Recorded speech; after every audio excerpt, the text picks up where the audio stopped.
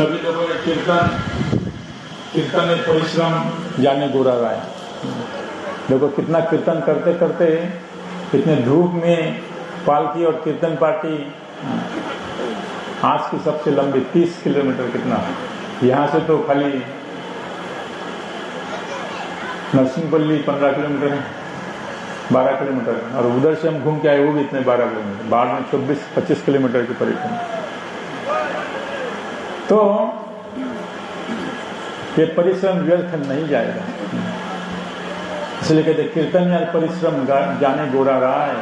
चैतन्य महाप्रभु कीर्तन या परिश्रम होता है। तो इस प्रकार हम लोग का नवदीप नव प्रदीप जय नवदीप नव प्रदीप प्रभाव पाषंड गजयक सिंह स्वनाम संख्या जप सूत्रधारी चैतन्य चंद्रो भगवान मुरारी। नवदीप राधावनम ब्रह्मवनम जिसको कहा गया, ये पूरा गोलोक श्री कृष्ण चैतन्य प्रभु जीवे दया करी सपार्षद स्वीय धाम सह अवतरी। जीवों के ऊपर दया करने के लिए गोलोक विहारी हरि अपने गोलोक धाम को अपने परिकरों के साथ में यहाँ पर लेके आके ब्रजपत्तन, मायापुर को ब्रजपत्तन कहते हैं, ब्रज में यहाँ उतार दिया। तो इसलिए हम लोग का ये परिक्रमा आज अंतिम दिन था। 5 दिन 20 से आज 24 तारीख तक 5 दिन हमने ये नवद्वीप की परिक्रमा की। कल हमारे गौर सुंदर का जन्मदिन है, पूर्णिमा। कल हम लोग का दिन भर व्रत रहेगा। सुबह से यहाँ तक मंगल आरती के बाद में पाठ चलता रहेगा। संध्या के समय अभिषेक होगा। सुबह में यहाँ पर यज्ञ हवन होगा। जो दीक्षा आदि लेना चाहते हैं उनका यहाँ उपनयन आदि होगा, दीक्षा का यज्ञ होगा। तो इस प्रकार चैतन्य महाप्रभु का अवदान, चैतन्य महाप्रभु जीवन के लिए क्या दिया, गोलोकेर प्रेम धन हरिनाम संकीर्तन।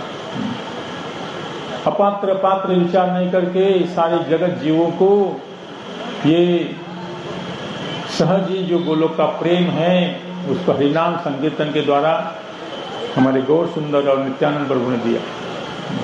इसलिए उनके जैसा कोई दानी नहीं, कोई महावदान्य नहीं।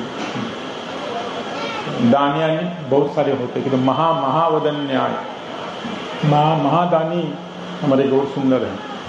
पात्रा अपात्र विचार नहीं करके सबको, जड़ अंधु पंगु सबको, पंडित ज्ञानी मूर्ख सबको ये प्रेम प्रदान करके महाप्रभु ने जगत जीवों के ऊपर जो कृपा की है, इसलिए कहते हैं चैतन्य चंद्रेर दया करह विचार, विचार करेले पावे चित्ते चमत्कार। चैतन्य महाप्रभु की दया का विचार करो कि चैतन्य महाप्रभु ने क्या दिया, तब तो चित्त आनंद से भरपूर हो जाएगा कि महाप्रभु ने क्या दिया है। सारा जगत सारा विश्व उनका ऋणी है रहेगा।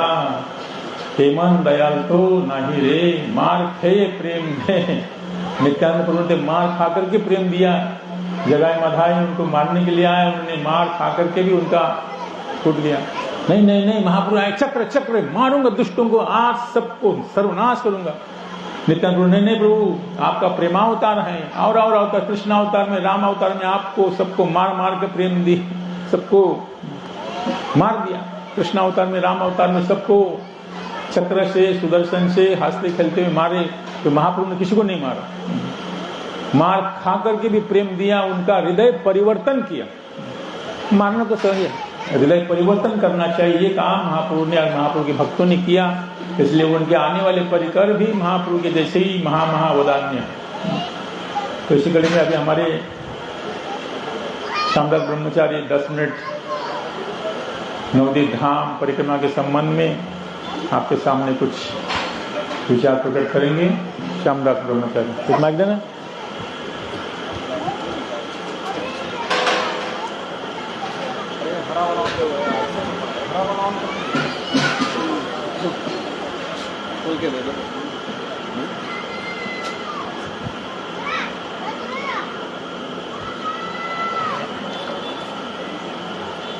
गुरवे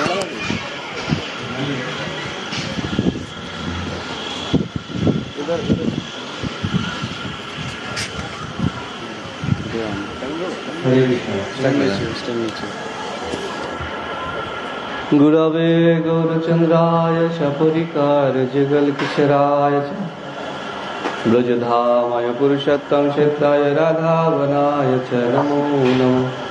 वाञ्छाकल्पतरुभ्यश्च कृपा सिन्धुभ्येव च पतितानां पावनेभ्यो वैष्णवेभ्यो नमो नमः। हरे कृष्ण कृष्ण कृष्ण हरे हरे, हरे राम राम राम हरे हरे। আমি সর্বপ্রথম অস্মদীয় পরম আরাধ্যতম গুরুপাদ পদ্ম ওম বিষ্ণুপাদ অষ্টতর শতশ্রী শ্রীমদ ভক্তিবেদান্ত শিলা মাধব গোস্বামী মহারাজ এবং ওম বিষ্ণুপাদ অষ্টতর শতশ্রী শ্রীমদ ভক্তিবেদান্ত শিলা তীর্থ গোস্বামী মহারাজ এর চরণ কমলে অনন্ত কোটি সাষ্টাঙ্গ দণ্ডবত প্রণতি জ্ঞাপন করছি। তদনন্তর মঞ্চাসীন ভক্তিবেদান্ত নারসিংহ মহারাজ এবং মঞ্চে অআসীন ভক্তিবেদান্ত গোবিন্দ মহারাজ, ভক্তিবেদান্ত হরিজন মহারাজ, ভক্তিবেদান্ত ভারতী মহারাজ, ভক্তিবেদান্ত জনার্দন মহারাজ, সবার চরণে আমার দণ্ডবত প্রণতি এবং উপস্থিত সব বৈষ্ণব বৈষ্ণবী এবং গৌরগত প্রাণ সজ্জনবৃন্দের চরণে আমার যথাযোগ্য প্রণাম এবং সাদর সম্ভাষণ।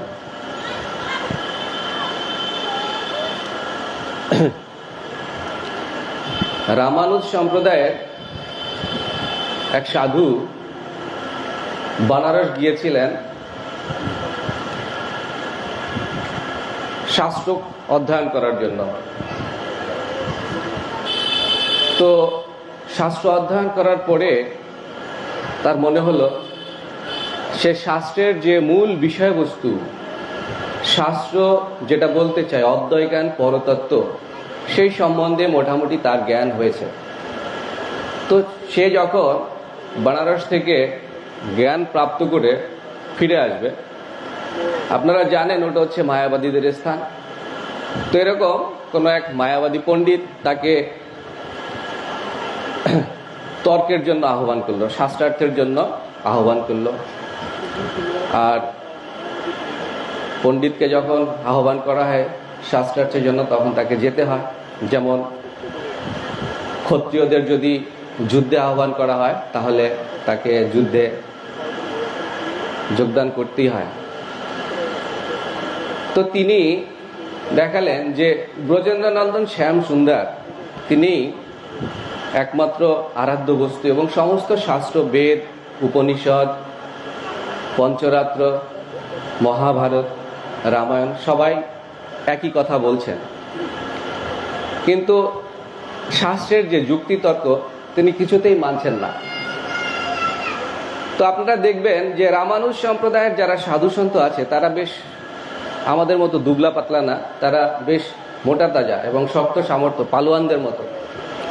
তো তখন সে কি করলো, সেই সাধুকে ধরে ফেলে দিল এবং তার ছাতির উপরে, বুকের উপরে হাঁটু দিয়ে বসে গেল। বসে দিয়ে বলছে, এইবার বল, এইবার তুই কি বলবি বল। আমি শাস্ত্রে যেরকম পণ্ডিত আছি, শক্তিতেও তোর চেয়ে পালোয়ান আছি, এইবার তুই আমার কথা মানবি কিনা বল। তো যাই হোক, এটা বলার উদ্দেশ্য হচ্ছে এটা যে এই যে নবদ্বীপ ধাম আপনারা দেখেন যে এই ধাম এখনো এত ভক্ত বৃন্দের সমাগম এখানে হয়, তারপরেও সমস্ত পৃথিবীর দৃষ্টিকোণ থেকে যদি দেখা হয় তাহলে এখনো এই যে নবদ্বীপ ধাম এটা অত্যন্ত গুপ্ত রূপে আছে। মানুষ জানেই না নবদ্বীপ ধাম সম্পর্কে, মানুষ শোনেই নেই, নবদ্বীপ ধামের কথা শোনেই নাই, আর এর মহিমা জানা তো অনেক দূরের কথা। আর মহাপ্রভু কি বলছেন, অহমেব দ্বিজ শ্রেষ্ঠ নিত্য প্রচ্ছন্ন বিগ্রহ ভগবত ভক্ত রূপেণ লোকান রক্ষামি সর্বদা। অহমামি দ্বিজ শ্রেষ্ঠ, মহাপ্রভু দ্বিজকুলে অবতার নিয়েছেন, অবতীর্ণ হয়েছেন, এবং তিনি প্রচ্ছন্ন বিগ্রহ। চাইলেই তাকে ভগবান হিসাবে মেনে নেওয়া এত সহজ না। আমরা যারা বৃন্দাবনে আছি, রূপ সনাতন মঠে, আমরা পূজ্যপাদ পরমেশ্বর প্রভুর আনুগত্য ওখানে থাকি। তিনি অনেক সুন্দর সুন্দর শাস্ত্র উপদেশ আমাদের সহজভাবে বুঝিয়ে দেন, সরলভাবে। তো তিনি একটা কথা বলেন কি, ঐশ্বর্য জ্ঞানেতে সব জগৎ মিশ্রিত, ঐশ্বর্য শিথিল প্রেমে নাহি মর্পিত। মানে যেখানে লোক চমৎকার দেখে সেখানে নমস্কার করে। তো এই যে লীলা পুরুষোত্তম ব্রজেন্দ্রনন্দন শ্যাম সুন্দর, মর্যাদা পুরুষোত্তম রামচন্দ্র, আর প্রেম পুরুষোত্তম গৌরহরি, আর ভগবানের ঐশ্বর্যময় বিলাস বিগ্রহ হচ্ছে নারায়ণ। তো লক্ষ্মী নারায়ণ এদের কোনো লীলা নাই, এদেরকে খুব সহজেই মানুষ ভগবান হিসাবে মেনে নেয় এবং জোর হাত করে তার সামনে প্রণাম করে। তাকে ভগবান মানতে কোনো অসুবিধা নাই, তার চরিত্রে কোনো কলঙ্ক নাই।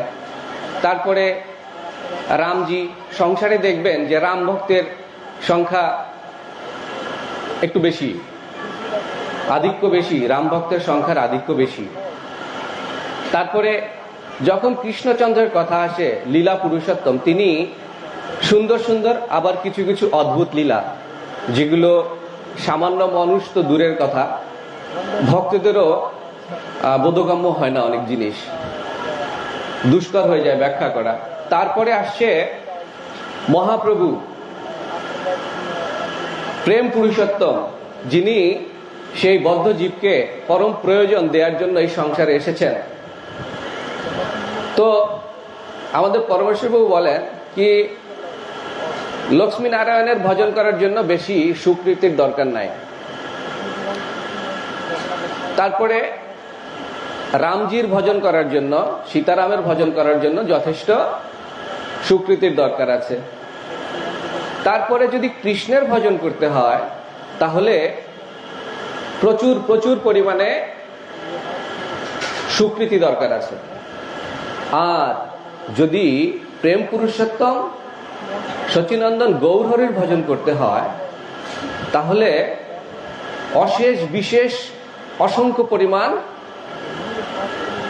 সুকৃতি আমাদের দরকার আছে। তো বলার উদ্দেশ্য হচ্ছে এটা কি, মহাপ্রভু যেটা দিতে এসছেন, তিনি কেমন বিগ্রহ, তিনি কেমন অবতার। পরম গুরুদেব বলেন ভগবান অনেক রকমের অবতার গ্রহণ করেন, ভগবানের অনেক অসংখ্য অবতার আছে। সমস্ত অবতারের ভিতরে যেই অবতার, তার ভিতরে যে করুণা, অসংখ্য গুণের ভিতরে যে করুণা গুণটা যেই অবতারের ভিতরে সবচেয়ে অধিক পরিমাণে থাকে, সেই অবতার আমাদের মতো বদ্ধ জীবের জন্য সবচেয়ে বেশি উপকারী এবং উপদায়ী। এই জন্য সংসারের কুটিনাটি ছেড়ে মহাপ্রভুর ভজন করতে হবে। মহাপ্রভু কি বলেছেন? আরাধ্য ব্রজেশ তনয় তদ্ধাম বৃন্দাবন রম্মা কাচিত উপাসনা ব্রজবধূ বর্গন ইয়া কল্পিতা। তো আরাধ্য ভগবান ব্রজেশ তনয়, তিনি কি বলছেন? ব্রজেন্দ্রনন্দন শ্যাম সুন্দরের ভজন করার জন্য বলেছেন, উপদেশ দিয়েছেন। তিনি নিজেকে কখনো ভগবান হিসেবে বলেনি, তিনি কখনো বলেননি যে আমি ভগবান, আমার ভজন করো, আমার সেবা করো, তিনি কখনো এটা বলেননি। তারপরে তিনি তার প্রকটকালে যেই শিষ্টাষ্টক আমাদের জন্য রেখে গেছেন, প্রথম শ্লোকের ভিতরে তো সেই সাধন থেকে সিদ্ধি পর্যন্ত সবকিছু আছে। তারপরে আসে তৃণাদপি সুনিচ্ছেন তররপি সহিষ্ণুনা। এই যে শ্লোকটা, আপাত দৃষ্টিতে দেখা যায় যে আমাদের চর্চায় অনেক সময় এটা আসে কি, বৈষ্ণব হইবার মনে ছিল সাত, তৃণাদপি শুনিছে, শুনিচ শ্লোকে পড়ি গেল বাদ। আসলে ব্যাপারটি কি, তৃণাদপি শুনিচ শ্লোক এটা জীবনকে জীবনের আধার বানাতে হবে। কেন বানাতে হবে? যদি ভজন করতে হয়, সংসারের কুটি নাটি থেকে যদি বাঁচতে হয়, অসংখ্য অগণন বাধা বিপত্তিকে অনায়াসে টপকে যদি আগে যেতে হয়, তাহলে এই ত্রিনাদপি সুনিজ ভাবটা অত্যন্ত জরুরি। শুধু নিজের ভজনই না, অন্যের কৃপা করার জন্য, অন্যের উপরে কৃপা করার জন্য এই ভাবটা সবচেয়ে অপরিহার্য। কিভাবে? দয়া, জীবে দয়া, নামে রুচি, বৈষ্ণব সেবন, ইহা হইতে ধর্ম আর নাহি সনাতন। এখন যদি প্রশ্ন করা হয় দয়ার স্বরূপটা কিরকম, মহাপ্রভু গোপী গোপী বলছেন, আর কিছু লোক ক্রুদ্ধ হয়ে তাকে প্রহার করার জন্য যাচ্ছেন। তো মহাপ্রভু তো এই জীবের উদ্ধারের জন্য, কল্যাণের জন্য এসেছেন, দয়া করার জন্য। তো তাদের দয়া করার জন্য তিনি কি করলেন? তিনি সন্ন্যাস নিলেন। মানে আমাদের মহাপ্রভু এবং তার পরিকররা তাদের জীবদ্দশায় যেই বৈষ্ণব সদাচারগুলো প্রকট করেছেন, আচরণ করে দেখিয়েছেন, এইটাই হচ্ছে জীবের উপরে দয়া। আমরা অনেকেই শাস্ত্র পড়ে নিয়েছি, অনেক কিছু জেনে নিয়েছি, কি করলে কি হয় জেনে নিয়েছি আমরা, কি না করলে কি হয় না এটাও জানা দরকার। জীবকে যদি কৃপা করতে হয়, আচরণ করতে হবে। হতাশা থেকে বাঁচতে হলে আচরণ করতে হবে। যাই হোক, আমার সময় প্রায় শেষ। আপনারা সবাই বিজ্ঞ পণ্ডিত আছেন এখানে, আরো পণ্ডিত প্রবরদের কাছ থেকে হরিকথা শ্রবণ করবেন। বাঞ্ছা কল্প তরুভূষ কৃপা সিন্ধু বেবচ পতিতানাং পাবনেভ্যো বৈষ্ণবেভ্যো নমো নমঃ। হরে কৃষ্ণ। এখানে আমাদের মুরারি প্রভু আমাদের 10 মিনিট বলবেন। হরে চল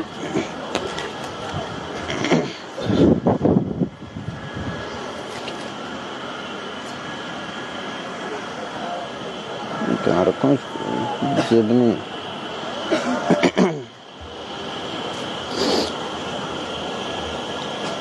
ओम अज्ञानतिमिरान्धस्य ज्ञानाञ्जनशलाकया चक्षुरुन्मीलितं येन तस्मै श्री गुरुवे नमः। गुरुवे गौरचंद्राय राधिकाय तदालय कृष्णाय कृष्णभक्ताय तद्भक्ताय नमो नमः।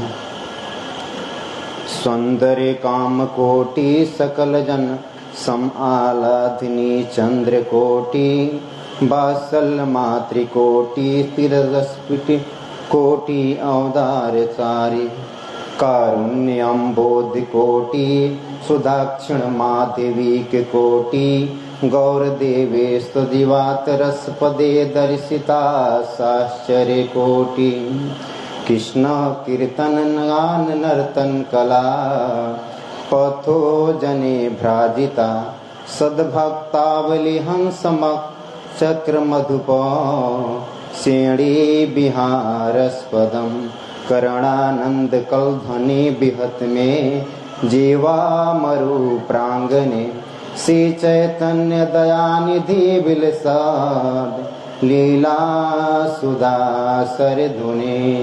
हरे कृष्ण कृष्ण कृष्ण हरे हरे, हरे राम राम राम हरे हरे। सर्वप्रथम गुरुपाद पद्मों विष्णुपाद भक्ति वेदांत माधव गोस्वामी महाराज के चरण कमलों में अनंत कोटि दंडवत प्रणाम कर जाऊँ। पूज्यपाद परमेश्वर प्रभु के चरण कमलों में उपस्थित नरसिंह महाराज जी एवं हरिजन महाराज, गोविंद महाराज, सबके चरण कमलों में, वैष्णव एवं वैष्णियों के चरण कमलों में मेरा यथायोग दंडवत प्रणाम। आज नवदीप धाम परिक्रमा सुष्ठु रूप में अंतिम दिवस नरसिंहपल्ली, ये सब हम लोग दर्शन करके आए हैं। गौर सुंदर की पदांकित भूमि नवदीप धाम, जहाँ गौर सुंदर ने ये समस्त बाल लीलाएं जहाँ की है। बताते हैं, गुरु वर्ग बताते हैं कि जो गौर मंत्र है इस पे नवद्वीप के महाप्रभु का ध्यान है, पूरी का महाप्रभु की नहीं। यहाँ तक कि बताते हैं कि नवद्वीप के महाप्रभु माधुर्य से युक्त हैं। यद्यपि राधा भाव के आस्वादन पुरी के गंभीरा में महाप्रभु कर रहे हैं, उस पे गौर गायत्री पे उनका ध्यान है, किंतु जो है गौर मंत्र पे ये नदिया निमाई, जिस तरह से निमाई ने नवद्वीप में लीला किया है, इसका ध्यान उस पे है। महाप्रभु जिस तरह से हम बताते हैं कि कृष्ण हमेशा से हैं, अनादि आदि हैं, वैसे ही महाप्रभु के लिए कहा गया है कि वो भी अनादि आदि हैं। ये कहा जाता है कि राधा जी के भाव अंग कांति लेके आए और राधा जी के भावों को समझ न पाए, और ये न हमारी मधुरिमा कैसी है और हम उनकी मधुरिमा का स्वादन करके कैसा सुख प्राप्त होता है, ये सब नहीं समझ पाए। ये जगत के अनुसार बताया गया है। महाप्रभु नित्य धाम में हमेशा से विराजमान है। इसी संदेह को मिटाने के लिए कोई संशय न कर बैठे, चकोती ठाकुर ने एक अष्टक लिखा है, स्वप्न विलास अमृत अष्टकम। इसी चीज को दिखाने के लिए जो महाप्रभु भी नित्य हैं, ऐसा नहीं है कि महाप्रभु जो है राधा जी के भावों को समझ नहीं पाए तो उसका आस्वादन, आश्चर्य जाति भावों को आस्वादन करने के लिए आए, तो पहले नहीं थे, ऐसा नहीं है, हमेशा से ही वो हैं। ये जगत के जीव इस चीज को नहीं जान पाएंगे, इस कारण ये कह दिया जाता है, क्योंकि समझाने के लिए उनको। इसलिए उस अष्टक में वर्णन है कि कृष्ण लीला का उसमें वर्णन हो रहा है कि निशांत लीला के समय जो राधा जी एक स्वप्न देखती हैं कि एक वृंदावन समान ही एक सुंदर नदी है। जिस तरह से वृंदावन में अनेक वन उपवन इत्यादि से सुसज्जित है, जिस तरह से च्युत प्रवाल पनशासन को विदारह, जम्बर्क बिल बकुलाम्र कदम्ब नीपह, अन्य परार भवतो जमुनोपिकूलः, संदु कृष्ण पदवी रहितात्मनाम्नः। इसमें सब जिस तरह से च्युत प्रवाल पंशासन को विदार, इस जिस तरह से वृक्ष इत्यादि की धाम की सुरमता वर्णन है, उसी प्रकार से राधा जी बोल रहे हैं कि मैंने देखा जिस तरह से जमुना के तट पे सुंदर सुंदर कमल खिले हुए हैं और सुंदर सुंदर फलों के वृक्ष हैं और उसकी कमलों के सुगंध वायु लेकर चारों तरफ बिखेर रही है, और इस तरह से शोभामान हो रहा है वृंदावन, वैसा ही वो भी स्थान है। वहाँ देखा जिस तरह से वृंदावन में नित्य गान वाद्य में सभी निपुण हैं, वैसे ही वहाँ भी देखा कि नित्य गान वाद्य में सब निपुण हैं। मैंने वहाँ देखा कि वहाँ जिस तरह से हे प्रियतम हम और आप यहाँ विराजमान हैं, वहाँ एक दुज किशोर है, बहुत ही जो तप्त कांचन वर्ण है उसका है, और वो क्या करता है, कभी हाँ कृष्ण करके रोदन करता है, कभी हाँ राधा करके रोदन करता है। तो इस सपना का अर्थ मैं समझ नहीं पा रही हूँ। जब हाँ कृष्ण करके रोदन करता है तो ऐसा प्रतीत होता है कि हो ना हो कि हाँ कृष्ण कर रहा है, तो ये कौन है? क्या ये हमारे प्रियतम तो नहीं, या हाँ राधा करके रोदन कर रहा है? तो जब ये राधा बोल रहा है तो क्या मैं वही तो नहीं? इस चीज को हम समझ नहीं पा रहे हैं क्या है। उस समय कृष्ण ने अपने कस्तूर मणि का संचालन करते हैं, और संचालन करने के साथ ही जैसे राधा जी को स्वप्न आया था, वो कस्तूर मणि में वही दृश्य दिखाई देता है। राधा जी सब समझ जाती है कि क्या आप और मैं ये मिलित तनु गौर सुंदर ही हैं। वहाँ वर्णन है, इसका मतलब है कि जो गौर अवतार पहले भी है, अगर नहीं होता गौर अवतार पर नहीं होता तो राधा जी ऐसा नहीं कहती। तो वो दिखाने के लिए अष्टक लिखा है कि गौर अवतार जो क्या है, यहाँ तक कि बराह पुराण में कहा गया है कि भगवान की समस्त लीलाएं समस्त अवतार क्या है? नित्य हैं। जितने भी लीलाएं हैं, जितनी अवतार हैं, सब नित्य माने गए। एक जो मौसर लीला और महेशी हरण लीला, इसको नैमित्तिक माना गया है। बाकी सारे लीलाएं नित्य हैं, इसके कोई उपासक नहीं हो सकते। जो लीलाओं के उपासक हैं वो समस्त लीलाएं नित्य ही हुआ करती हैं। वैसे ही गौर सुंदर भी हमेशा से हैं, नित्य हैं। अब रहा बात आविर्भाव होने का, तो गौर सुंदर ने आविर्भूत हुए, किंतु कृष्ण ने राधा जी को भावों को चोरी किया है। अंग कांति को नहीं चोरी किया, केवल भाव को लिया है। लेकिन अपने प्रियतम के प्रति राधा जी का इतना प्रीति है, प्रेम है, कि जो उस भावों को सहन नहीं कर पाएंगे, इसलिए लिपट गई हो बाहर से। केवल जो भाव को लिया था, अंग कांति को ले लिया था, लेकिन इसलिए तब कांचन हो गए। इसका प्रमाण है राय रामानंद समाज में जब रसराज महाभाव जब दर्शन करते हैं राय रामानंद जी, वहां पे है इसका प्रमाण।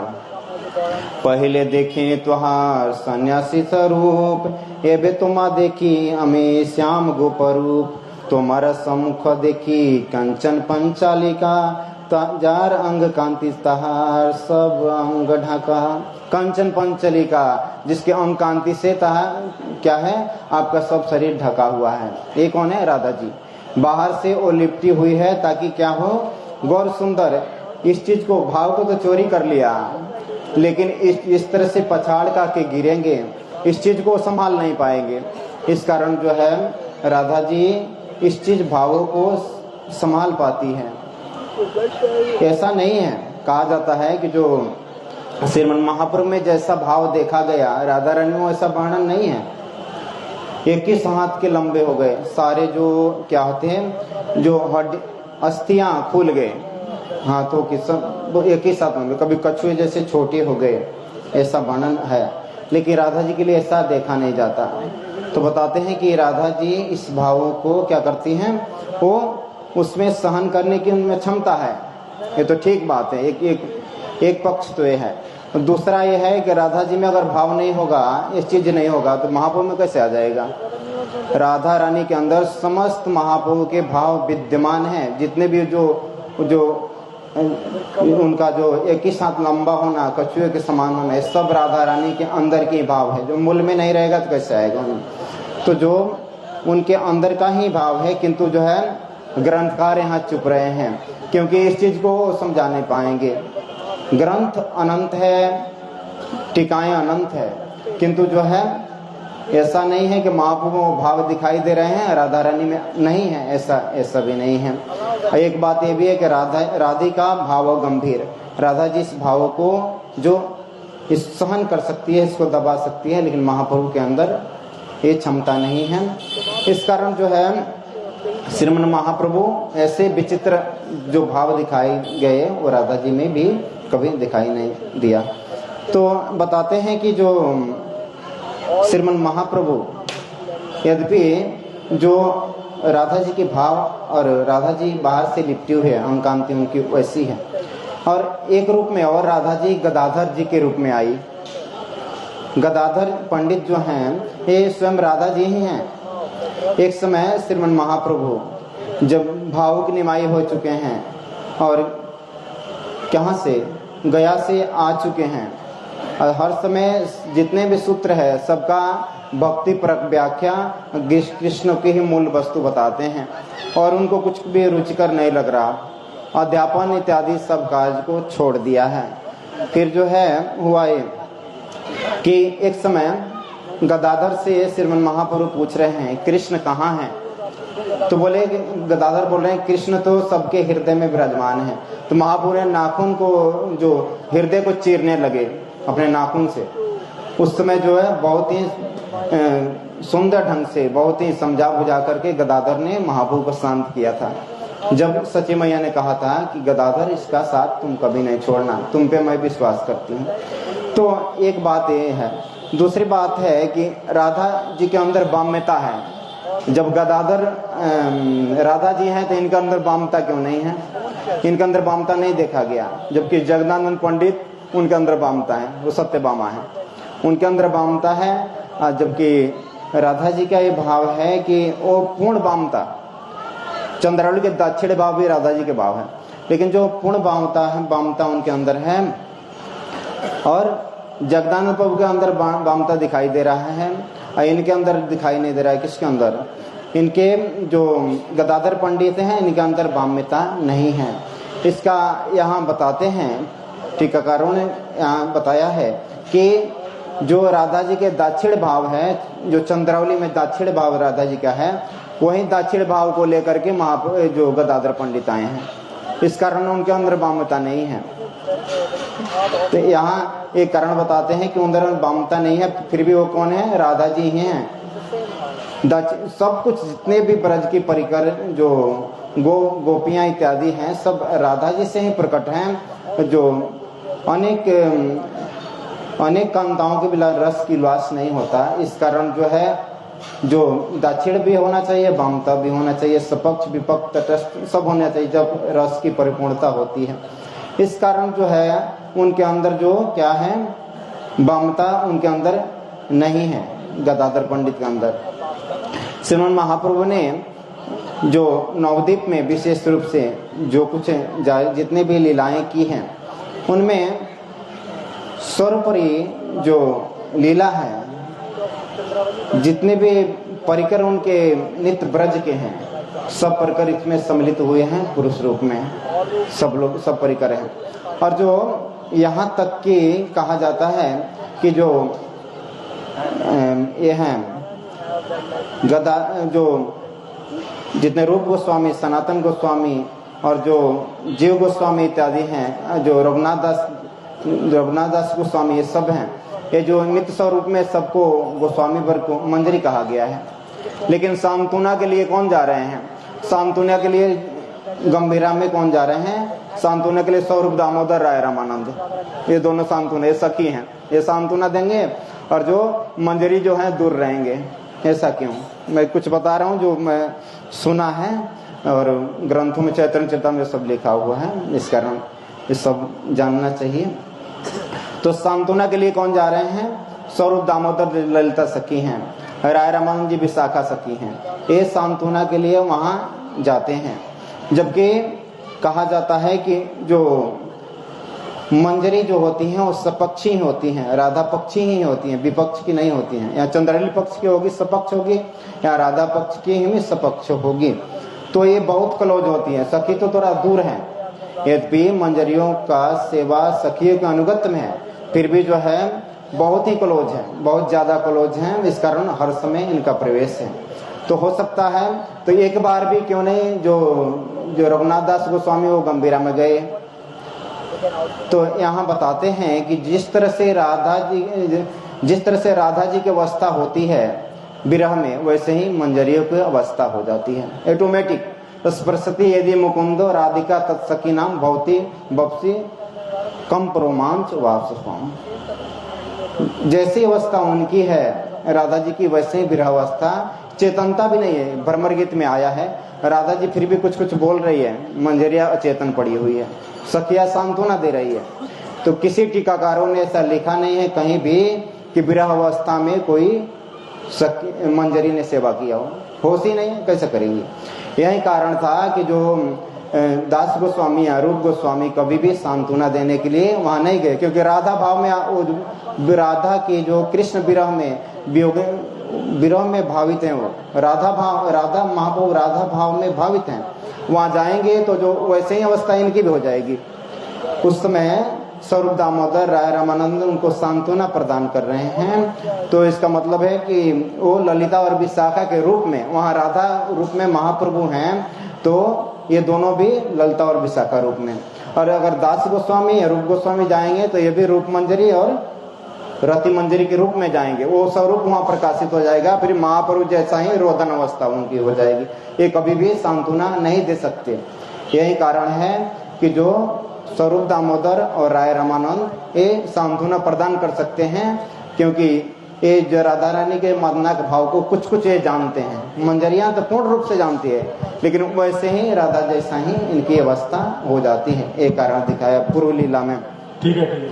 15 मिनट हो गए। तो ये सब गंभीर बातें हैं, मैं तो क्षमा चाहता हूँ।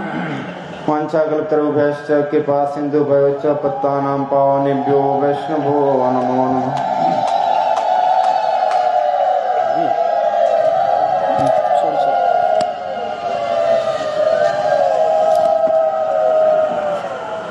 इनके जो भाव हैं, हमारे महाप्रभु के भाव हैं, इसकी कभी कभी आलोचना करना चाहिए, कभी कोई सुनना भी चाहिए। हाँ, किंतु हमारे वो सर के ऊपर में जाने वाले हैं। कोई बात नहीं, राधा कृष्ण लीला अति गंभीर है, इसलिए चैतन्य महाप्रभु इसको सुलभ रूप से देने के लिए आए। इसको बार बार सुनना चाहिए। इसलिए हमारे प्रबोध में सरस्वती कहते हैं, यदि हरिस्मरणे सरसम मनः कला विलास कुतूहलम मधुर कांत कोमल पदावलिम श्रृणु जयदेव सरस्वतीम। भगवान की ये जो लीलाएं हैं, यदि आपका मन सरस करना है, देखो जितने भी कुछ संसार में जो है ये हमारे मन के द्वारा अनुभव करते हैं। इसलिए भगवान की कृपा क्या है? हम समझते हैं कोई बहुत बड़ा पंडित है, बहुत लिखा पढ़ा है, उसको बहुत श्रुतिधर है, हाँ, किसी का बहुत धन है, कोई उच्च वर्ण में है, तो हाँ भगवान की बड़ी कृपा है, बहुत धन धान्य, तमाम लिखे पढ़े लोग हमारे परिवार में सब ठीक ठाक हैं, बड़ी भगवान की कृपा है। इसलिए भक्तिविनोद ठाकुर कहते हैं, श्रुति वर्ण धना दिन यश कृपा। तो श्रुति वर्ण धन ये भगवान की कृपा नहीं है, लोग समझते इसको है भगवान की बड़ी कृपा है। तो श्रुति वर्ण धना दिन यश कृपा जननी बलवत भजने न बिना तम हेतुक भाव पथा ही सखे भज गोद्रुम कानन कुंज विधुम। गोद्रुम कानन, गोद्रुम द्वीप के जो कुंज के विधु माने चंद्र है, जो गौर चंद्र कहते हैं, गोद्रुम चंद्र कहते हैं। तो उनकी क्या कृपा है, उनका भजन करने से क्या मिलना चाहिए? तो भावपथ, ये भक्ति जो है ना, ये भावपथ है। तो श्रुति वर्ण धनादि इसके द्वारा भगवान की कृपा, ये भगवान की कृपा नहीं है, ये तो वंचना है। अगर आप भगवत राज्य में आपका भावपथ, आपका मन सरसम, इसलिए मैं पहला श्लोक कहा, यदि कृष्ण स्मरणे सरसम मनः, उनकी कला विलास, उनकी अति कोमल कांत पदावली अगर आप जानेंगे तो जयदेव सरस्वती को सब समय, मैंने गीत गोविंद का ये श्लोक, सब समय इसको श्रवण करो। अरे पंडित और मूर्ख की क्या बात है, क्या पंडितों को भी भगवान मिलते हैं? ऐसी तो बात नहीं है। लिखा पढ़ा कोई बोले पढ़िया लिखिया लोग गेलक छारे खारे, श्री कृष्ण महामहोत्सव पंचील तहारे। पढ़ने लिखने के वालों को कोई भगवान की ये मिलेगी भक्ति नहीं हो सकता है। क्यों मूर्खों को नहीं मिलेगी? मिलेगी अवश्य। अब उसका भाव होना चाहिए। भगवान तो भावग्राही जनार्दन है। मूर्खो वदति विष्णाय धीरो वदति विष्णवे उभयरोपोई समम पुण्य भावग्राही जनार्दन। भगवान मन के भाव जानते हैं, तुम ऊपर से क्या कर रहे नहीं देखेंगे, तुम्हारे मन के अंदर में क्या है वो भगवान जानते हैं। इसलिए भाव पथ है ये भक्ति पथ, ये भावना का पथ है। इसको अपने मन को ऐसा सरस बनाना है तो ऊपर में जो क्या क्रिया करते हैं भगवान नोट नहीं करते हैं, भगवान मन की क्रिया नोट करते हैं। आपके मन में क्या चल रहा है, आप मन में सोचने के बाद क्रिया करते हैं, वो भगवान मन की क्रिया नोट करते हैं सबके अंतर में बैठ करके। इसलिए भाव पथ है। इसको मन को सरस बनाने के लिए इसको रोज श्रवण करनी चाहिए। राधा कृष्ण की लीला इसको सुनते सुनते सुनते, इसलिए जयदेव गोस्वामी जी गीत गोविंद में जो लिखा है वो राधा कृष्ण की वो सारी टॉप मोस्ट लीला है जो महाप्रभु जी गंभीरा में रह करके चंडीदास, विद्यापति, राम राय, गीति और गीत गोविंद महाप्रभु श्रवण करते थे इसको कि राधा कृष्ण की लीला, राधा कृष्ण की विरह लीला है। हम लोग भगवान को भूल करके आए तो उनको याद करना है। और याद करने के लिए क्या करेंगे? वो संसार की चीजों के द्वारा वो नहीं, भगवान की लीला याद करेंगे। ध्यायतो विषण चित्तम, ये मन के द्वारा, चित्त के द्वारा ध्यान करते हैं हम लोग। ध्यायतो विशेष चित्तम विशेष विसर्जते ध्यायेम मय्येम। भगवान कहते मेरा ध्यान चित्त के द्वारा करते मेरे में लगेगा, विषयों का ध्यान करूं तो विषयों में लगेगा। इसलिए चित्त का और मन का ही खेल है। जेन केन प्रकारेण हम लोग का जो मन है कृष्ण के प्रति कैसा लग जाए, संसार के कार्य करते हुए और जो भी कुछ कार्य करते हैं उसको करते हुए अगर हमारा मन भगवान में लग जाए तो वो सर्वश्रेष्ठ है। इसलिए कहा गृह थाको वने थाको सदा हरि बोले डाको। चाहे घर में रहो चाहे वन में रहो, चाहे वन में रह करके विषयों का चिंतन करेगा, क्योंकि आप वन में भी जाएंगे तो आपके साथ में ये 6 पत्नी आपकी वहां पर आपके साथ में रहती है, वही आपको चिंता कराएंगे। जंगल में रहो, जंगल में बड़े हमारे गुरु जी कहते थे बड़े अट्टालिका में रह करके कोई झोपड़ी का चिंतन करता है, और कोई झोपड़ी में रह कर समझता है वो सामने वाले अट्टालिका में हमको कभी जगह मिल जाएगा। तो मन के भाव है, तो मन को सरस करना है। फिर कहीं भी रहो, जंगल में रहो, कुछ नहीं है, फकीर राजे महाराजे हैं और सब कुछ है, भिखारी हैं। इसलिए मन को सरस करने के लिए राधा कृष्ण की लीलाओं का चिंतन करना चाहिए। इसलिए इसको बार बार श्रवण करना चाहिए।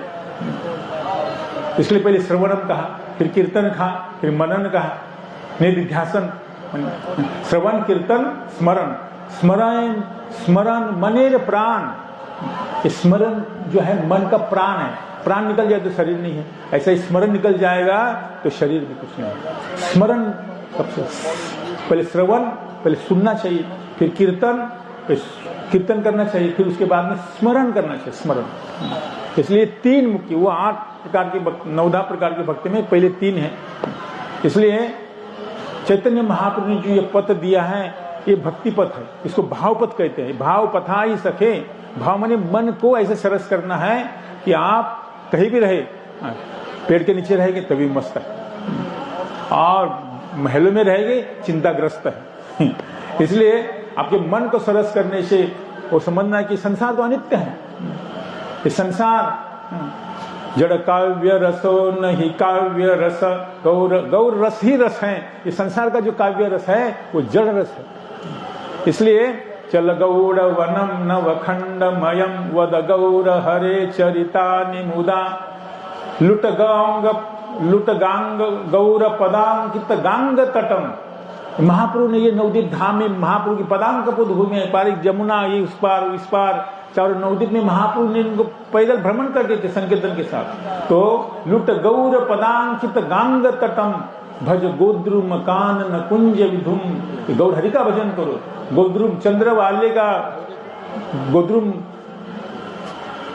कुंज विधुम माने गोद्रुम के कुंज के विधुम माने चंद्र, माने गोद्रुम चंद्र माने गोद्रुम कृष्ण तो भजन करो। आज गोद्रुम द्वीप में गए थे, गोद्रुम द्वीप, उसके बाद मध्य द्वीप में गए। तो ये सारे महाप्रभु के नवद्वीप धाम का परिभ्रमण करने से जो हमारा हृदय सरस बनेगा, इस संसार का सुख आपके उसके सामने तुच्छ है। संसार का सुख क्या है? आज आया गया, शरीर है, शरीर में कुछ रोग शोक लग गया, शरीर भी गया तो सुख कहाँ रहेगा? जिसके द्वारा सुख अनुभव करना है वो शरीर ही नहीं रहा तो फिर सुख का कौन अनुभव करेगा? इसलिए मन को ऐसा सरस बनाना है कि आप गौरचंद्र की, और इसलिए गौरचंद्र की भक्ति, गौर का भजन करने से वो ब्रज में आपको ब्रज ये नवदीप की भक्ति करने से, क्योंकि नवदीप चंद्र कौन है? वो गौर कृष्ण चंद्र ही है। तो आप नवदीप का भजन करेंगे तो अपने आप राधा कृष्ण का भजन हो जाएगा, वो कृष्ण प्रेम मिल जाएगा। तो महाप्रभु का भजन करने से दोनों हाथ में लड्डू है। आपको श्वेतद्वीप में महाप्रभु का परिकर बनेंगे और ब्रज में राधा कृष्ण का परिकर बनेंगे दोनों, क्योंकि ये आत्मा है ना, आत्मा बहुत रूप धारण करके सेवा करती है। ये रस बहुत से जो शरीर चाहिए वो धारण करेंगे, भगवान की लीला के अनुरूप अनुकूल जो चाहिए वो शरीर धारण कर सकते हैं। क्योंकि रूप गोस्वामी आदि तो गौर उधर के ब्रज के परिकर थे, महाप्रभु लीला में वो महाप्रभु के परिकर बन के आए।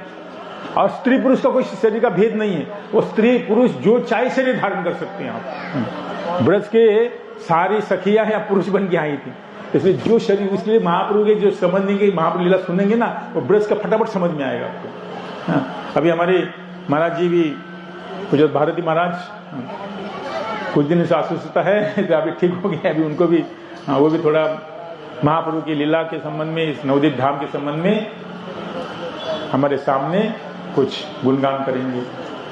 हरे कृष्ण। आते माइक धर ना, चलो तो करना चाहिए माइक।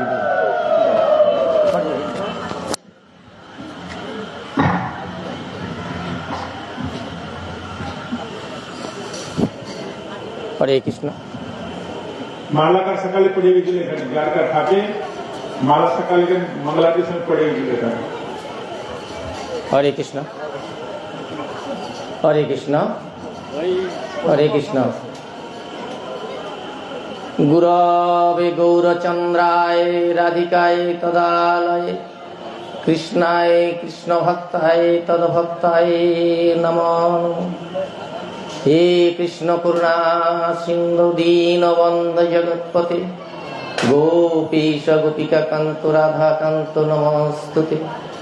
তপ্ত কাঞ্চন গৌরাঙ্গী রাধে বৃন্দাবনেশ্বরী বৃষভানুসুতে দেবী প্রণমামি হরিপ্রিয়ে। মহাভাব সর্বেতং কৃষ্ণ প্রিয়া বরিয়সী প্রেম ভক্তি পদে রাধিকতং নমঃ।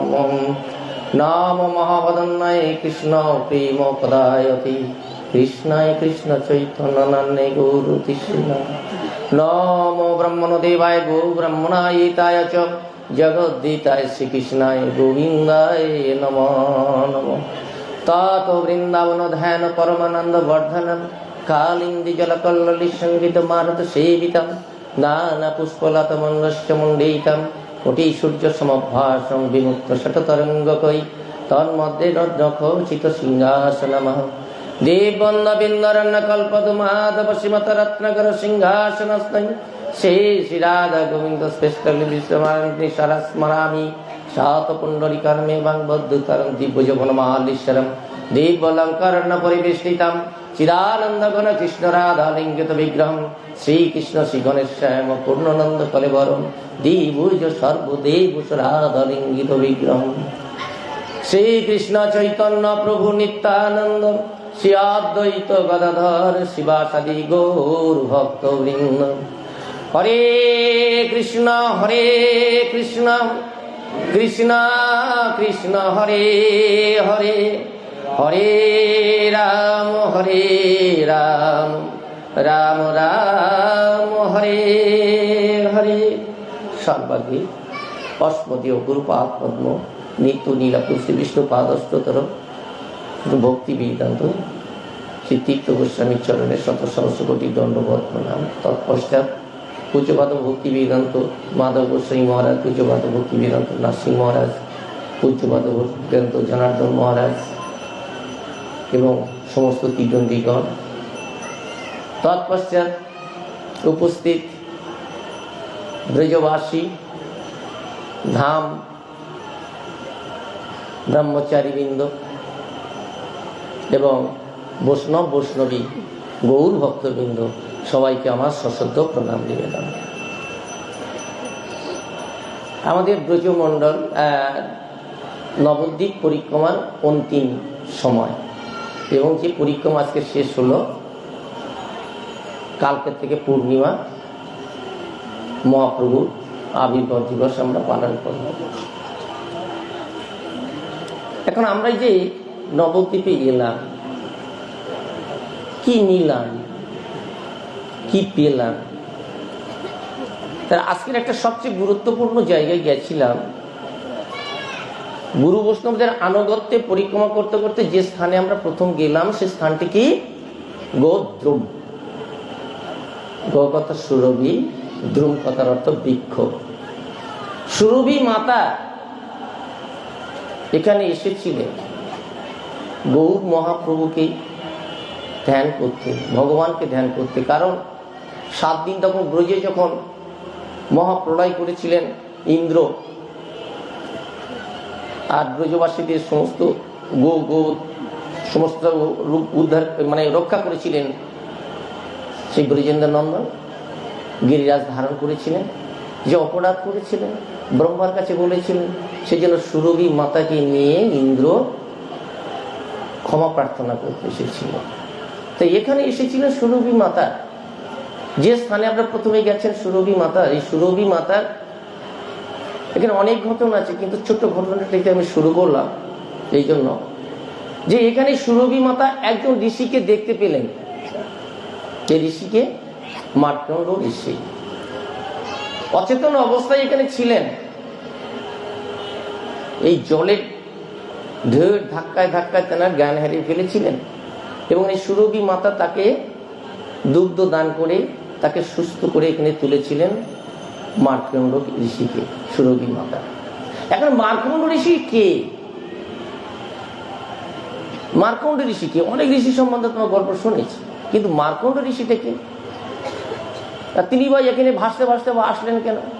মহাপ্রলয় হয়ে গেছে, সব তো শেষ হয়ে গেছে, তা মার্কণ্ড ঋষি কেন আসলেন কেন? এবার শুনতে হবে যে ভগবান এখানে ব্রহ্মা বিষ্ণু মহেশ্বর আমরা বলছি, একজন সৃষ্টি করছেন, একজন পালন করছেন, একজন ধ্বংস করছেন। তা মরীচি ঋষিরা এরা যখন যজ্ঞ করছিলেন, যজ্ঞ করতে করতে হঠাৎ এদের মনে আসলো যে ব্রহ্মা বিষ্ণু মহেশ্বর এদের মধ্যে শ্রেষ্ঠ কে? বিভিন্ন রকমের মত পোষণ করলো, কেউ শ্রেষ্ঠ বলতে পারছে না। ভৃগু ঋষি এ সময় ছিল। মারিচ, অঙ্গিরা, অত্রি, পুলস্ত, পুলহ, কেতু, ভৃগু, নারদ, বশিষ্ঠ, দক্ষ, এরা যে ব্রহ্মার যে 10 পুত্র। এখন সবাই বললো, ভৃগু ঋষি তুমি তো বিজ্ঞ, তুমিই বলো এই ব্রহ্মা বিষ্ণু মহেশ্বরের মধ্যে শ্রেষ্ঠ কে? এই যখন নাকি এই শ্রেষ্ঠত্ব নিরূপণ করার যখন দায়িত্ব দিল ভৃগু ঋষি, ভৃগু ঋষি প্রথম ব্রহ্মার কাছে গেল। ব্রহ্মার হচ্ছে পুত্র, তা ব্রহ্মাকে সাদর করে পুত্র আসছে। ব্রহ্মা দেখুন, পুত্র আমাকে এসেই প্রণাম করবে, আমাকে ভক্তি করবে, গীতাঞ্জলি পুটে আমার চরণে থাকবে। তো সে ভৃগু ব্রহ্মার কাছে গিয়ে দাঁড়িয়ে আছে, কিছুই করছে না। ব্রহ্মা রেগে গেল, কি তুমি আমার পুত্র হয়ে তুমি আমার এসে তুমি শ্রদ্ধা করলে না?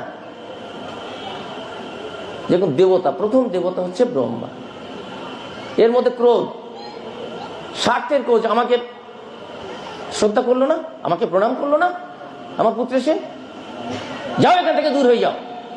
ভৃগু ওখান থেকে চলে আসলো, 70 লোক থেকে চলে আসলো। কোথায় যাচ্ছে? এবার যাচ্ছে কৈলাসে যাচ্ছে। কৈলাসে কে থাকে? শিব থাকে। শিবের কাছে যখন গেছে তখন শিব কি বলছে?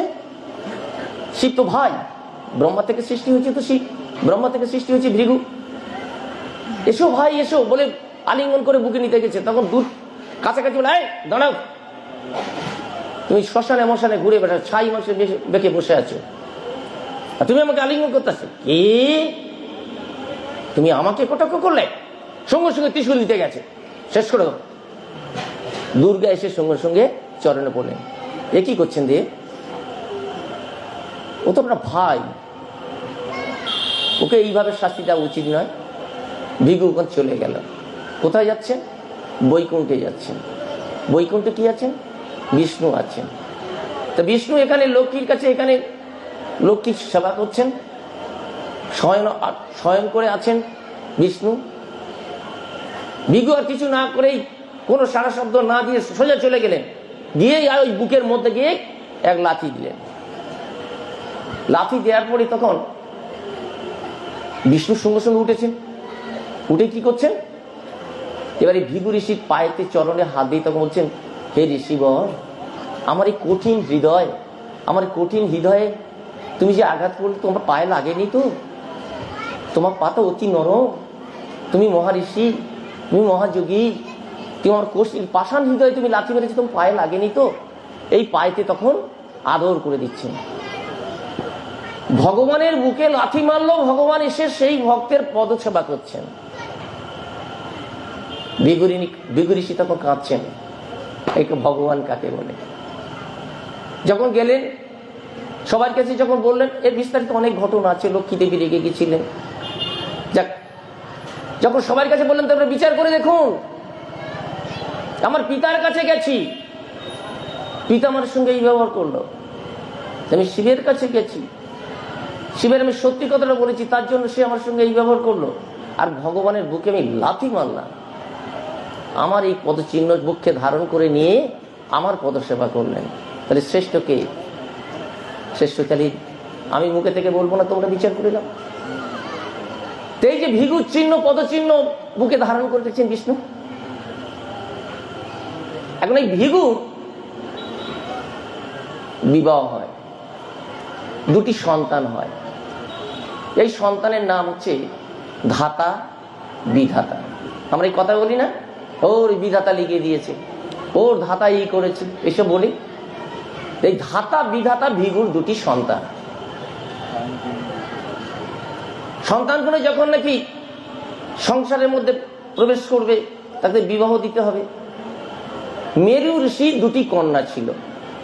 এই মেরু ঋষি দুটি কন্যার নাম হচ্ছে আকুতি, আয়তি আর নিয়তি। আমরা যে বলি না ওর বয়স শেষ হয়ে গেছে, নিয়তিও নিয়ে চলে গেছে। নিয়তি এ হচ্ছে মেরু ঋষি দুটি কন্যা। আয়তি মানে তার প্রাণ অনেক দিন আছে, আয়ত ওর আয়ু অনেক আছে। এমনি কথা না, এগুলো এগুলো তো দেবীদের কথা। আয়তি আর নিয়তি। ঋষি তখন ঠিক করলো এই ভিগু ঋষির দুটি সন্তান আছে, ধাতা বিধাতা, আমি এই দুটো কন্যাকে আমি ওই দুটো পুত্রের হাতে, ঋষি পুত্রের হাতে আমি সমর্পণ করব। তাহলে আয়তিকে বিয়ে দিল ধাতাকে, আর নিয়তিকে বিয়ে দিল বিধাতাকে। তাহলে বিধাতা নিয়তি আর আয়তি ধাতা। এখন এই সংসারের মধ্যে এদের একটি পুত্র হলো, ধাতার একটি পুত্র হলো। এই ধাতার একটি পুত্র হলো, এই পুত্রের নাম দিল কি? মৃকণ্ড। মৃকণ্ড ঋষি, মহা ঋষি মৃকণ্ড। মৃকণ্ড ঋষি বড় হলো। এর অনেক কথা আছে ভাগবতের মধ্যে, সেই সব কথাগুলো বিস্তার করতে গেলে অনেক সময় লাগবে। যখন বিয়ে দিল, মৃকণ্ড ঋষিকে যখন বিয়ে দিল, এই মৃকণ্ড ঋষি স্ত্রীর গর্ভে একটি সন্তান আসলো। সন্তান একটি প্রসব হলো। সন্তান যখন প্রসব হলো, তখন এই যে ধাতা এসে ভাগ্য লেখে। ধাতা এসে ভাগ্য লেখে কোন সময়? আমরা মায়েরা জানে, এখন করে না, এখন তো আধুনিক যুগ, অত কিছু করার দরকার নেই। 6 দিনে কি হয় জানো তো? তুমি মাথা নাড়ছো, তুমি কিছুই জানো না।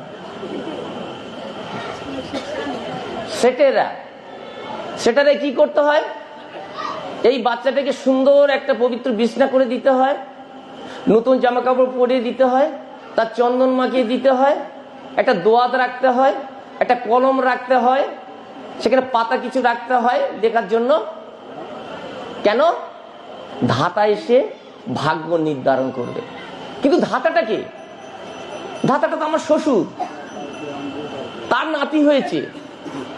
তাহলে যা কিছু ভালো জিনিস আছে সব তো লিখে দেবে, যা কিছু ভালো জিনিস আছে সব তো লিখে দেবে। আপনারা তাই করেন না? এই নবদ্বীপে এসেছেন, যাওয়ার সময় নাতি নাতনির জন্য তো কিছু নিয়ে যাবেন। সবচেয়ে প্রিয় জিনিস, সবচেয়ে প্রিয় জিনিস না, ওগুলো হচ্ছে সুদ। আসলটা হচ্ছে পুত্র, তা আসলের থেকে সুদের মায়া বেশি না? তাহলে দেখুন, ধাতা আসবে তার নাতির ভাগ্য নির্ধারণ করে দিতে। কিন্তু কার কথায় আসবে ধাতা? আসবে তো ভগবানের নির্দেশে আসবে। ধাতার তো কোনো নিজস্ব কিছু নেই, ভগবান যার নির্দেশ করবে তাই করতে আসবে। এখন মৃকণ্ড ঋষিকে বলল, ঋষি আজকে তো আমার পুত্রের ভাগ্য লিখন হবে, আমি সারা রাত জেগে থাকবো।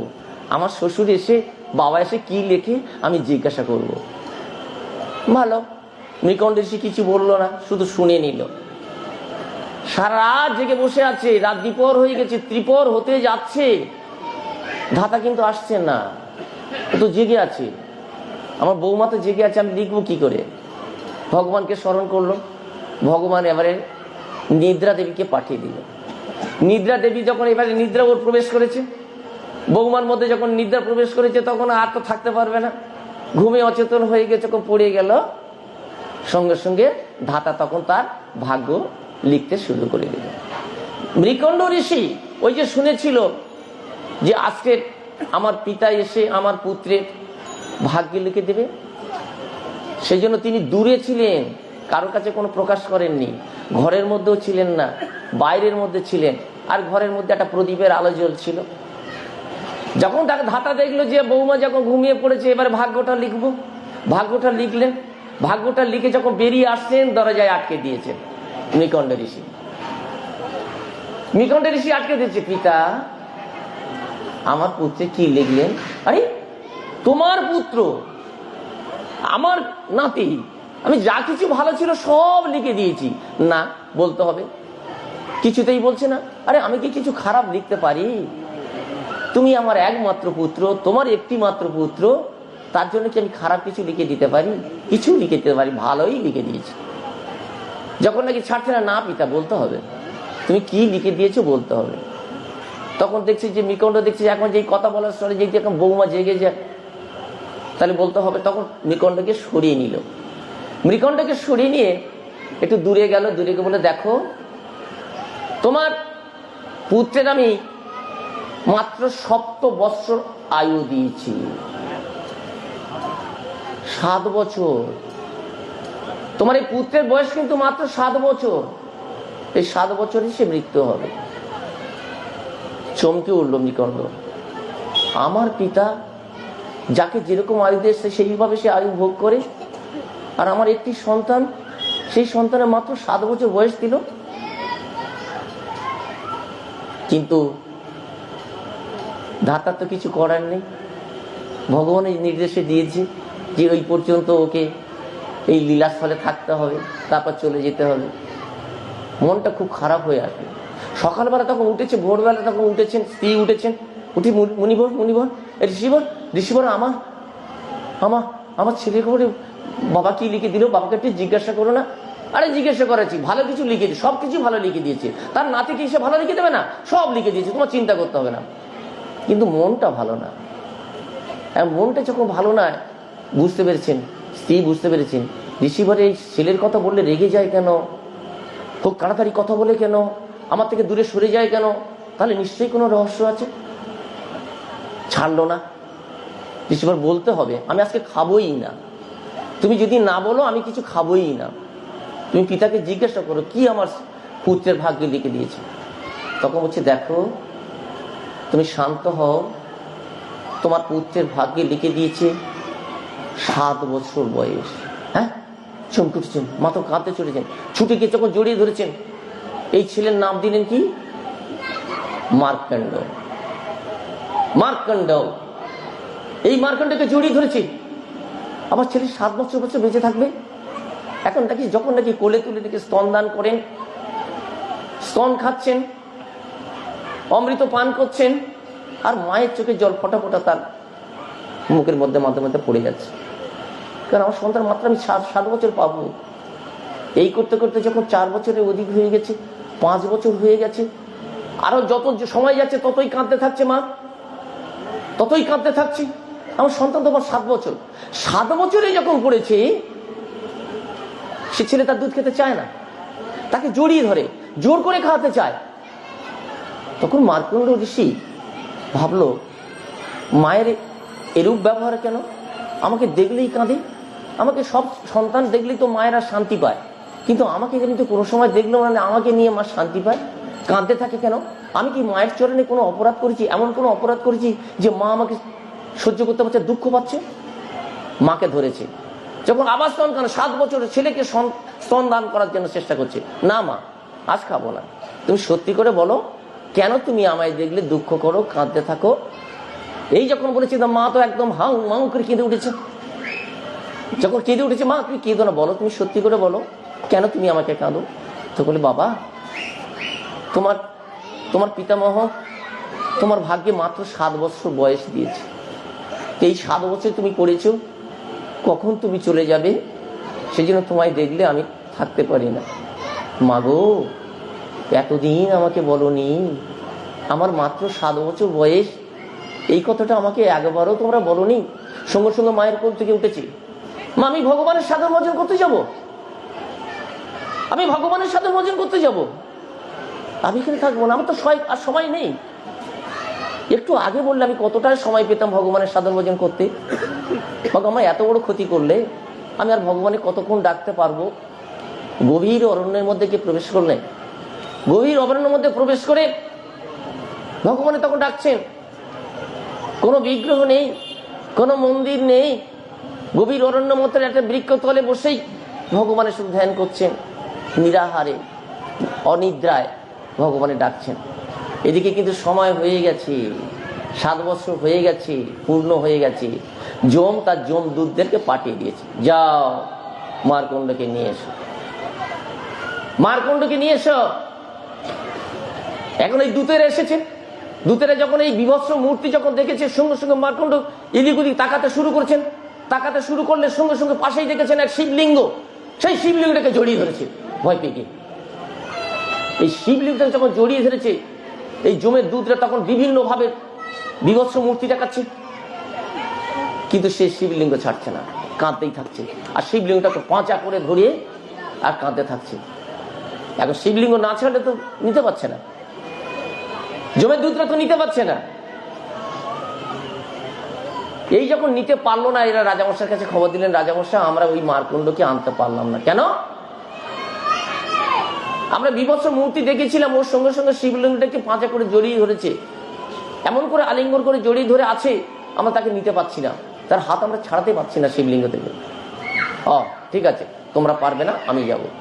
যম নিজেই আসলেন, যম নিজেই আসলেন, নিজেই এসে তখন এই যমের যে বজ্র আছে না, সেই বজ্র ফেলতে শুরু করে দিল। এই ওদিকে যা। যখন নাকি বজ্র ফেলতে শুরু করে দিলেন, ভয়ঙ্কর মূর্তি দেখাতে শুরু করে দিলেন, আরো ভয় পেয়েছেন, আরো কাজে মানে জড়িয়ে হচ্ছেন। যখন দেখছেন যম দেখছে না, ছাড়ছে না, সঙ্গে সঙ্গে ওই শিবলিঙ্গের উপরে বজ্র ফেলে দিয়েছেন। কারণ শিবলিঙ্গের উপর বজ্র ফেলে দিলে শিবলিঙ্গটা চূর্ণ বিচূর্ণ হয়ে যাবে, এটা পাথরের তো, তার চূর্ণ বিচূর্ণ হয়ে যাবে, আমি তখন ওকে নিয়ে চলে যাব। যখন নাকি বজ্রটা ফেলেছেন শিবলিঙ্গের উপরে, তখন এই মহাকাল মূর্তি হয়ে শিব তখন উঠেছেন, রুদ্র ত্রিশূল নিয়ে তখন নৃত্য করতে করতে উঠেছেন। এবার যমের পিছনে ধাওয়া করেছে, কারণ শিবের উপরে সে বজ্র ফেলেছে। শিব তো মহা নৃত্য, মানে মহা ঘোরতর যুদ্ধ শুরু হয়ে গেছে, কাঁপছে, বিশ্ব কাঁপছে।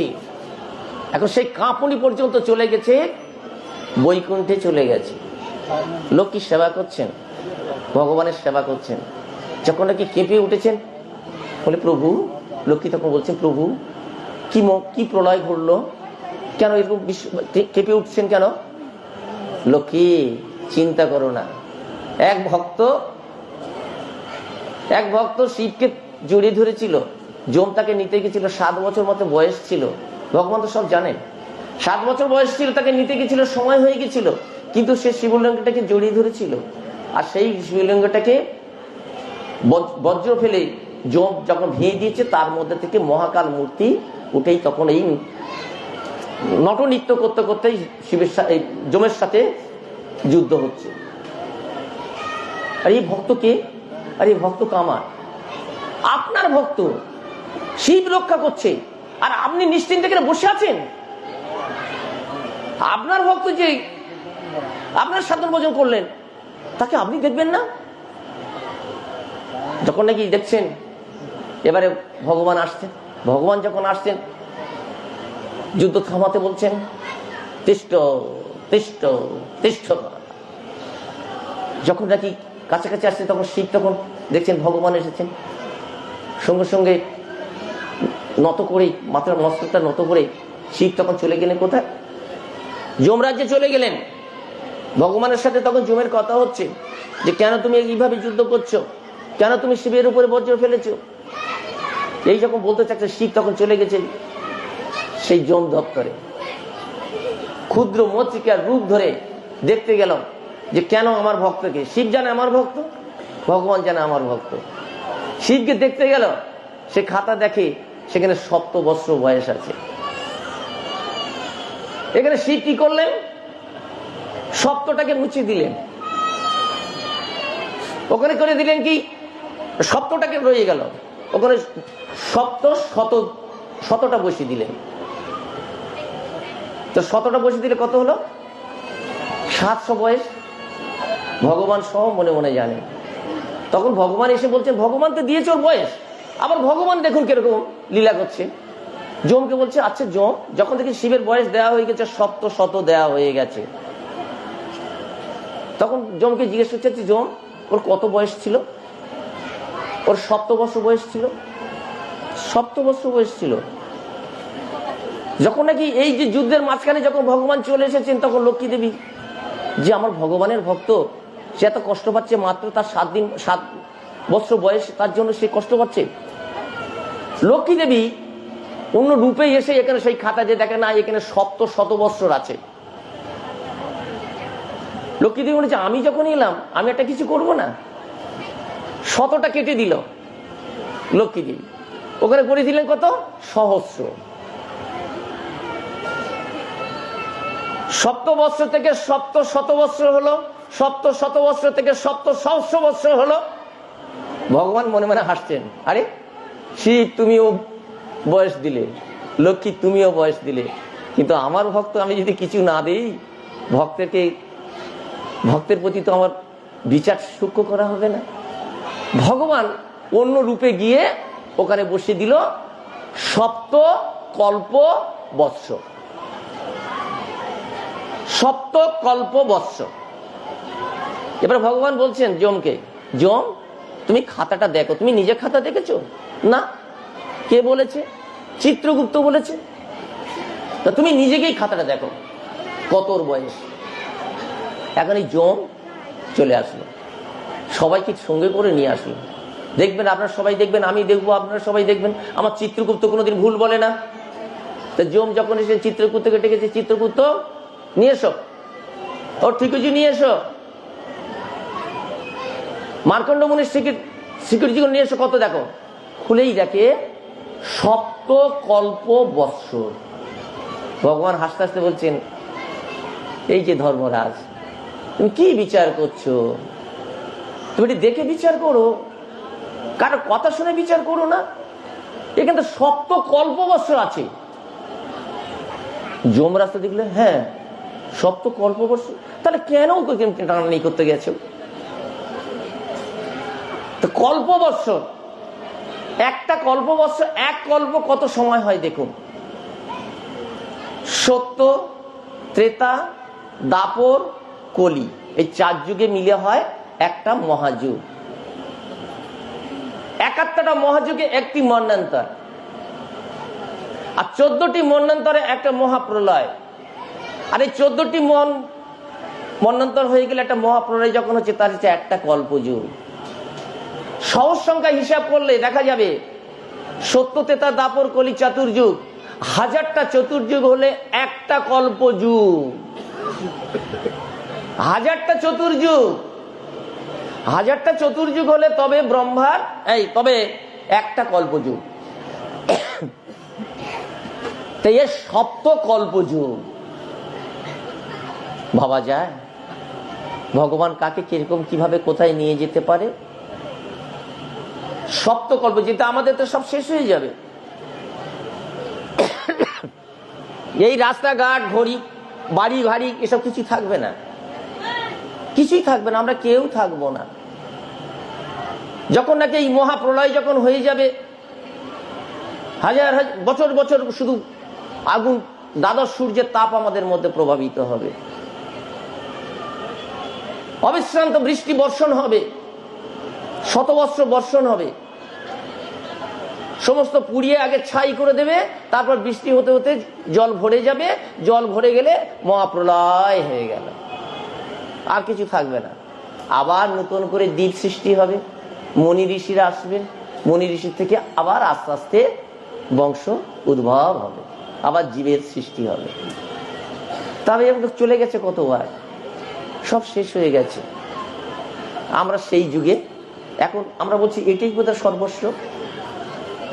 আচ্ছা ঠিক আছে, আর হ্যাঁ 10 মিনিট পেরিয়ে গেছে। তা আপনি ডাইরেকশন এখানে দেননি কেন আগে থেকে? না মহারাজ বলবে।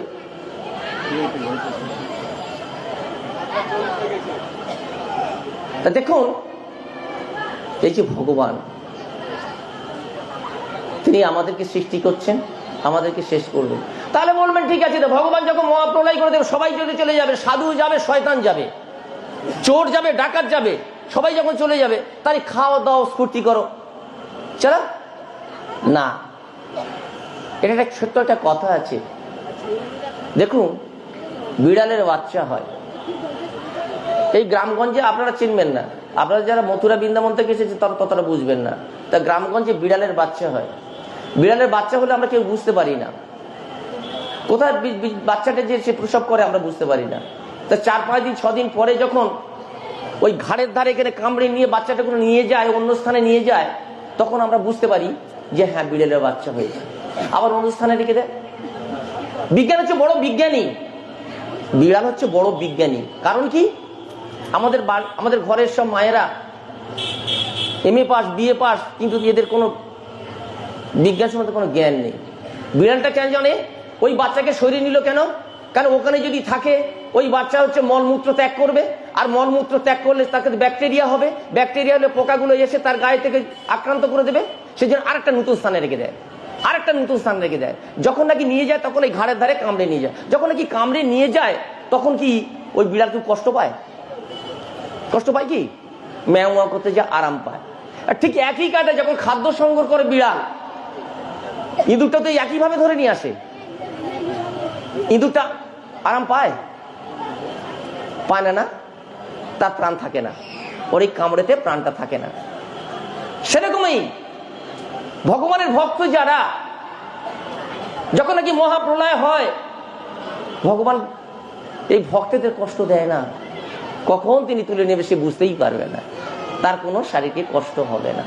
আর সাধু অসাধু এদেরকে তফাৎটা এইখানে, সাধুজন ভগবানের কোনো কষ্ট দেবে না, আর অসাধুকে দগ্ধে তার প্রাণটাকে নিঃশেষ করে দেবে, শেষ করে দেবে কষ্ট দিতে দিতে।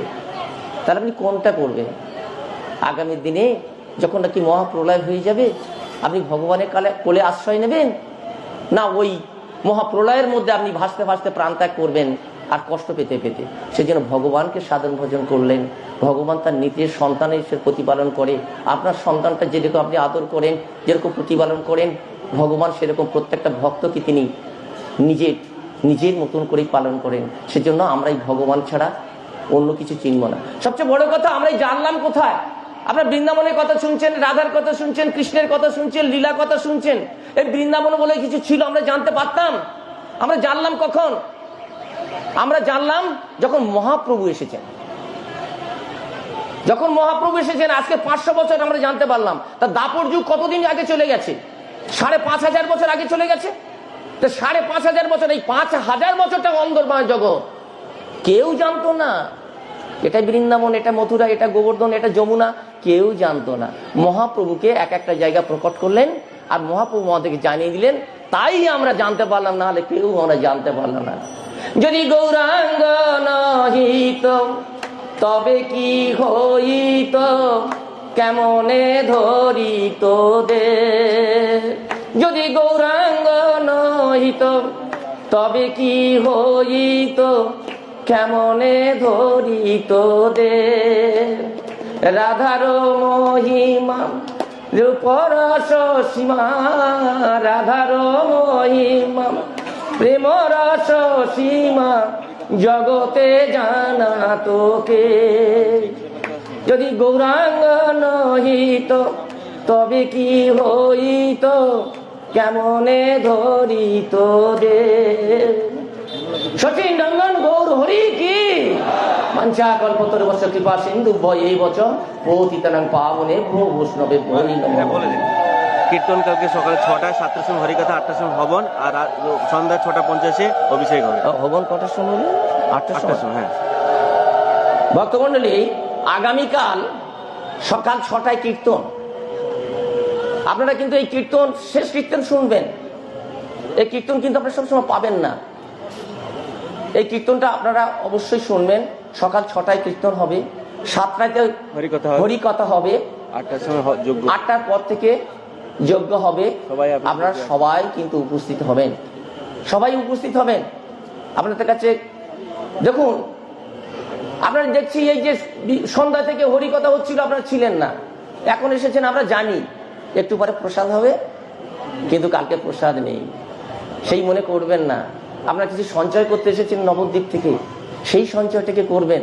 প্রসাদ দিকে তাকিয়ে থাকবেন না, সারা জীবন খাবেন, সারা জীবন খেয়েই যাচ্ছেন, কিন্তু আর সন্ধ্যাবেলা আছে। কিন্তু কালকে আপনারা আসবেন, এই হ্যাঁ ব্রতের কথা বলে দেন, হ্যাঁ ব্রতের কথাও বলে দেন। কালকের কিন্তু ব্রত, আমরা জন্মাষ্টমী করি না, সারাদিন না খেয়ে সন্ধ্যাবেলা আমাদের পেতে হয়।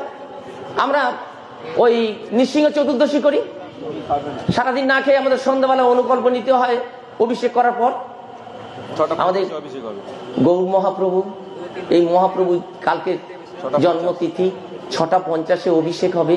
6:50 অভিষেকের পরে আপনারা সন্ধ্যাবেলা 6টায় অভিষেক হবে, 6:35। তারপরে আপনারা সবাই প্রসাদ পাবেন, অনুকল্প পাবেন। কিন্তু সেই ব্রত, এই শরীরটাকে ভগবানের থেকে আপনারা পেয়েছেন, খাবো আমরা সব সারা জীবনেই খেয়ে যাব, কিন্তু একবার সেই ভগবানকে স্মরণ করার জন্য দেহটাকে একটু শুষ্ক করতে হয়, নিষ্ঠা করতে হয়। আর নিষ্ঠার মধ্যে থেকে ভক্তি আসে। শুদ্ধ সূচি এবং সুস্থ রুচি, শুদ্ধ সূচি সুস্থ রুচি যদি আমাদের মধ্যে যদি না থাকে, আমরা ভগবানের কৃপা পাবো না। না খেলে ভগবান পাবো না। কিন্তু এই যে না খেয়ে থাকার মধ্যে আমাদের যে শুদ্ধ সুচিতা, আমি আজকে ব্রত করেছি, এই যে মনে মনে করছি, আমি ভগবানের প্রতি অনুগ্রহ দেখাচ্ছি, এই জন্য আমাদের ভক্তি আসবে। আর ভক্তি হলে আপনারা ভক্ত হবেন, আর ভক্ত হলে ভগবানের সঙ্গে সম্পর্ক হবে। এইখানে রাখছি, আপনাদের কাছে নিবেদন করলাম, কালকে সকাল থেকে সন্ধ্যা পর্যন্ত আপনারা হরিকথার মধ্যে থেকে, আপনারা কীর্তনের মধ্য থেকে, আপনারা যাগযজ্ঞের মধ্যে থেকে ভগবানকে স্মরণ করবেন। এটা আপনারা কেউ ভুলে যাবেন না। আপনার কাছে এটা আমি বিশ্বাস যে আপনারা নবদ্বীপে এসে এ সঞ্চয় তিথিতে আমরা করবেন। বাঞ্ছা কল্পতরুবস্য কৃপা সিন্ধু বয়ে বচন পতিতানাং পাবনে বৈষ্ণবে বই নমঃ।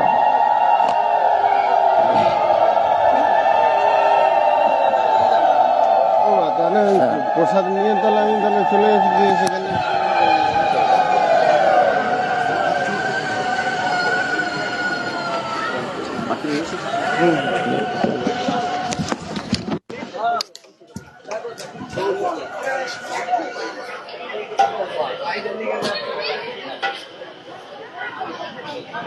Hola.